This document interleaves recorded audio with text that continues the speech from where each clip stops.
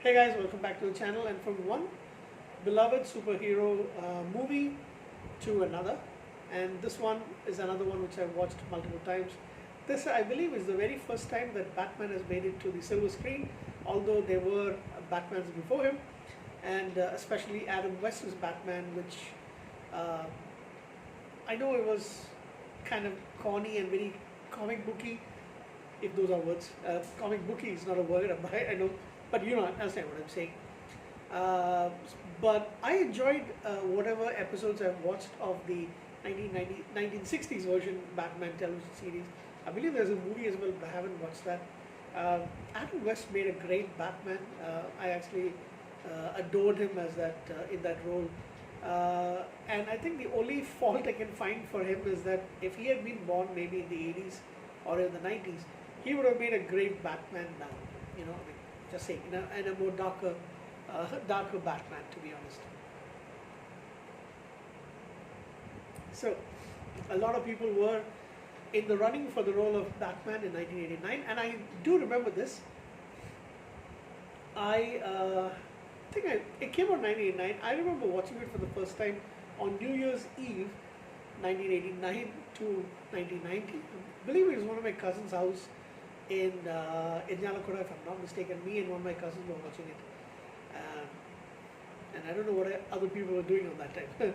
But yeah, so the same year that it came out, just at the end of the years when I watched it. So this movie was made on a budget of $48 million and made $411.6 million at the box office, which in current times would have been much bigger. And you've got to understand that back then, 1989, we didn't have cable in India. We didn't have the internet, of course, no social media, anything like that. But this movie was huge. Before we got a chance to watch it, this movie was really being touted quite a lot. We didn't even have anything to actually. I don't remember how come it was such a big deal back then before we actually watched the movie, and even before it got released in the theaters. So, but I watched it on TV, like I mentioned.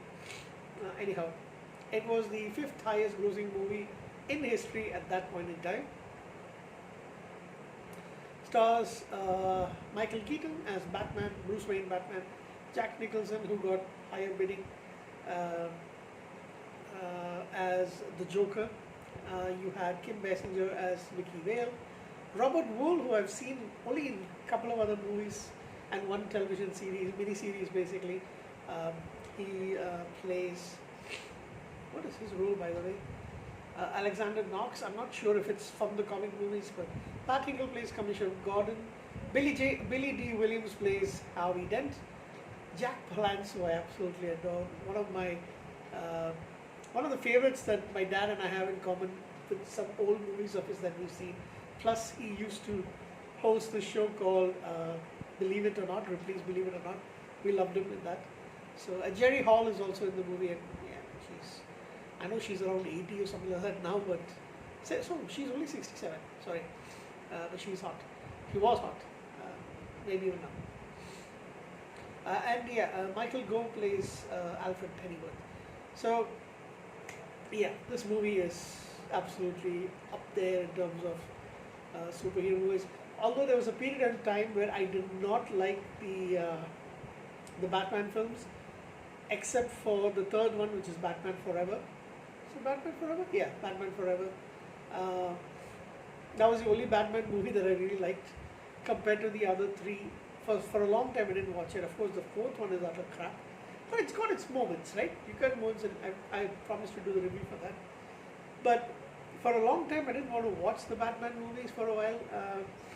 I don't know why, but it just happened to. I used to ignore the movies, and then maybe like around 7 to 10 years ago or something like that, or maybe a little bit more than 10 years ago, I started getting interested in the Batman movies, the four Batman movies, which started off with Tim Burton's version.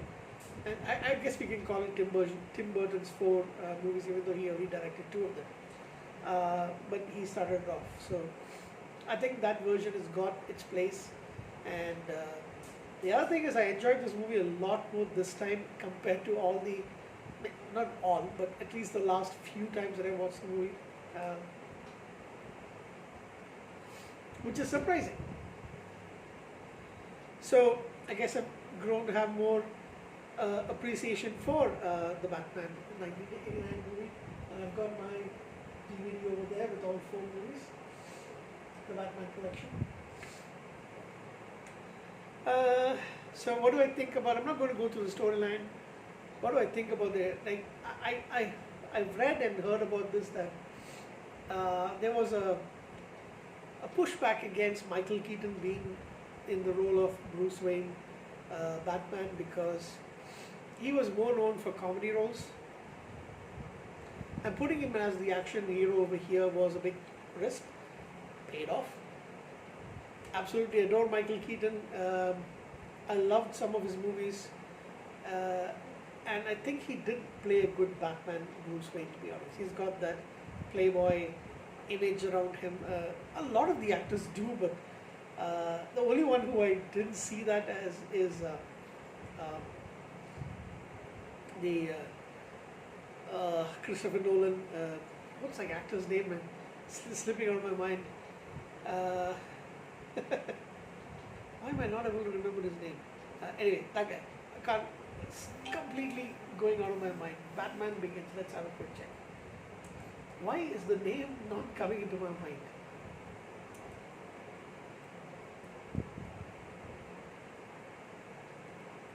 Batman Begins.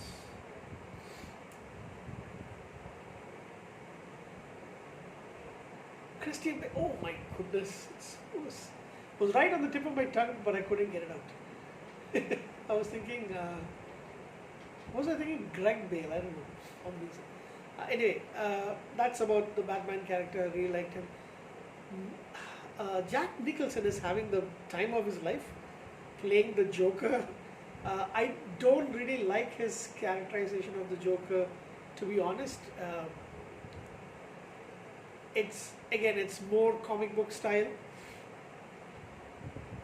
but I think he pulls it off. I mean, like if it hadn't been Jack Nicholson, I guess I wouldn't have liked it at all. But I think he does a good job in it, and he's of course a fantastic actor. So, no doubt over there. But just the way he does it, he is having a ball. To be honest, even a little dance that he does, you never expect Jack Nicholson to dance. Yeah, Kim Basinger is a fantastic, of course. I mean, she was so hot, to be honest. And if I'm not mistaken, this was the first movie in which I saw her in. I haven't really watched too many of her films.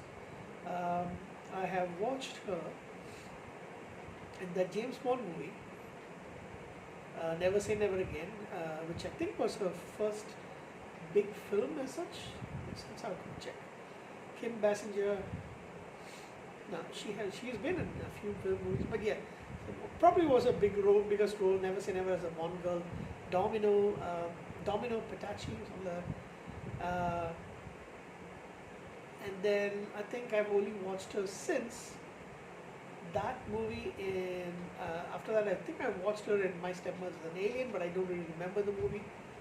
Yeah, with Dan Aykroyd, I don't really remember the movie. Batman, of course. And then I've seen her in Wayne's World 2, of course. That's a funny. She's hot in that as well. And then I've seen her in LA Confidential. And I think that's about it. I haven't seen her anything else since. So, yeah, I think I should go back and try to watch a couple of her movies because she was hot. Oh yeah, I did see her in The Real McCoy with Val Kilmer. So, anyway, she's really good in this role. Comedic timing as well. Pat Hingle is of course fantastic as the ever loyal and ever faithful Commissioner Gordon, as well as Michael Gough playing Alfred Pennyworth. For me, some of the actors, when they're on screen, you kind of notice them and only them. And one such actor is Jack Palance, who, I mean, don't know. It's just something about the character, the way he speaks and all that stuff. He is a Ukrainian American actor. Just the fact of seeing him, he doesn't have a big role in the movie. He is killed off pretty early on, but watch the movie and then just watch his parts and then see whether you can actually, uh, you know, avoid being mesmerized by this classic actor. I mean, he passed away in 2006. How old? He was like 87 at the time, so you can imagine. He was he was really something fantastic. Um, Another actor who I miss. I mean, a lot of the old classic guys like him. I mean, Clint Eastwood's still alive, but him. And I'm also thinking of Leslie Nielsen. These are people who I really, really miss. Watched since I was a kid. Anyway, like I said, I didn't want to talk about the movie role as such. You all know the movie, so it's absolutely a really good movie. I give it an 8 out of 10. Really good start to the entire franchise, and a lot of appreciation for it from me now compared to a few years ago. So like I said, I used to skip this movie for a while, but yeah, I've got a lot more appreciation for it. And that's it. I'm going to give it a 8 out of 10. Thank you guys. I shall see you again in more movies coming up later. Bye bye.